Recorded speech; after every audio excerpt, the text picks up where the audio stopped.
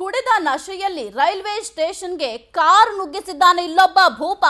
ಕೋಲಾರ ಜಿಲ್ಲೆ ಮಾಲೂರು ತಾಲೂಕಿನ ಟೇಕಲ್ ರೈಲ್ವೆ ನಿಲ್ದಾಣದಲ್ಲಿ ಈ ರೀತಿ ಆಗಿರುವಂಥದ್ದು. ಕುಡಿದ ನಶೆಯಲ್ಲಿ ರೈಲ್ವೆ ಸ್ಟೇಷನ್ಗೆ ಕಾರನ್ನು ನುಗ್ಗಿಸಿದ್ದಾನೆ. ಏನ್ರಿ ಹೇಳಬೇಕಿಂತ ಹುಚ್ಚರಿಗೆ. ಕೋಲಾರ ಜಿಲ್ಲೆ ಮಾಲೂರು ತಾಲೂಕಿನ ಟೇಕಲ್ ರೈಲ್ವೆ ನಿಲ್ದಾಣದಲ್ಲಿ ಈ ರೀತಿ ಆಗಿರುವಂಥದ್ದು. ಕುಡಿದ ನಶೆಯಲ್ಲಿ ಕಾರು ಮಾಲೀಕ ರಾಕೇಶ್ ಈ ರೀತಿಯ ಅವಾಂತರವನ್ನ ಮಾಡಿದ್ದಾನೆ. ರೈಲ್ವೆ ಪ್ಲಾಟ್ಫಾರ್ಮ್ ಮೇಲಿಂದ ಹಳಿಗೆ ಕಾರು ಇಳಿದಿದೆ. ಜೆಸಿಬಿ ನೆರವಿನಿಂದ ಕಾರನ್ನ ರೈಲ್ವೆ ಪೊಲೀಸರು ತೆರವುಗೊಳಿಸಿದ್ದಾರೆ. ಕಾರು ಮಾಲೀಕ ರಾಕೇಶ್ ಬಂಗಾರಪೇಟೆ ರೈಲ್ವೆ ಪೊಲೀಸರು ವಶಕ್ಕೆ ಕೂಡ ಪಡೆದಿದ್ದಾರೆ. ಇಂಥವ್ರಿಗೆ ಏನು ಹುಚ್ಚಾಟ ಅಂತ ಹೇಳಬೇಕ್ರಿ.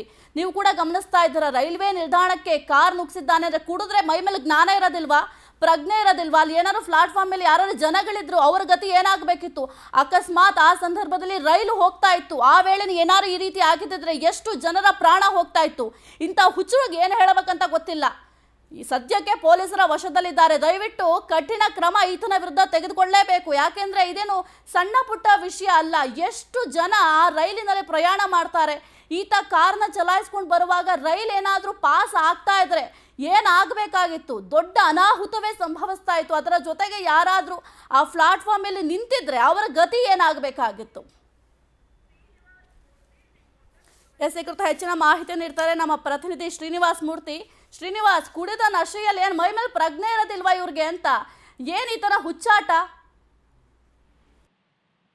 ಸಾಹಿತ್ಯ, ಇದು ಕೋಲಾರದ ಟೇಕಲ್ ಅನ್ನುವಂತ ಒಂದು ರೈಲ್ವೆ ಸ್ಟೇಷನ್ ಅಲ್ಲಿ ಆಗಿರುವಂತ ಒಂದು ಘಟನೆ. ಇದು ನಿನ್ನೆ ರಾತ್ರಿ ನಡೆದಿರುವಂತ ಒಂದು ಈ ಘಟನೆಯಲ್ಲಿ ರಾಕೇಶ್ ಅನ್ನೋನು ಒಬ್ಬ ಏನು ಕುಡಿದು ಮತ್ತಲ್ಲಿ ಮಾಡಿರುವಂತದ್ದು ಒಂದು ಅಪಘಾತ ಅಂತ ಹೇಳ್ಬೋದು. ಈ ರೈಲ್ವೆ ಸ್ಟೇಷನ್ ಒಳಗಡೆ ಪ್ಲಾಟ್ಫಾರ್ಮ್ ಏನಿದೆ ಅದು ಆ ಪ್ಲಾಟ್ಫಾರ್ಮ್ ಕೂಡ ಹತ್ತಿಸ್ಕೊಂಡು ರೈಲ್ವೆ ಹಳಿಗಳಿದ್ದ ಕಡೆ ಈ ಕಾರ್ನ ಚಲಾಯಿಸ್ಕೊಂಡು ಹೋಗಿದ್ದಾನೆ. ಇಂಥ ಸಂದರ್ಭದಲ್ಲಿ ಯಾವುದೇ ರೈಲುಗಳು ಬಂದಿಲ್ಲ.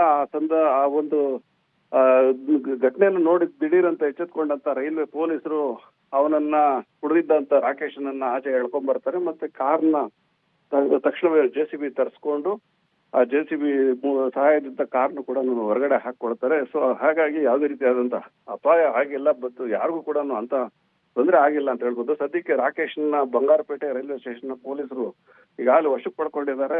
ಮುಂದಿನ ಪ್ರಕರಣ ದಾಖಲಿಸಿಕೊಂಡು ಕ್ರಮ ಜರುಗಿಸಿದ್ದಾರೆ. Okay, thank you Srinivas Murthy ನಿಮ್ಮೆಲ್ಲ ಮಾಹಿತಿಗಾಗಿ.